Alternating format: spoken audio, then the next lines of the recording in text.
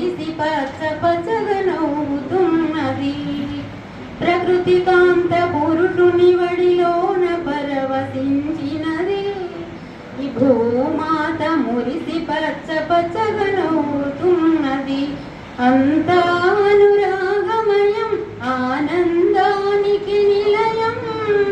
అంతా అనురాగమయం ఆనందానికి నిలయం. పతి హృదయమే సతికి నిత్య సత్యమైన ఆలయం. పూజించే దేవాలయం. భర్తయే భార్యకు ఇలలో వెలసిన దైవం. వెలసిన దైవం. మాతృత్వంలోనే ఉంది ఆడ జన్మ.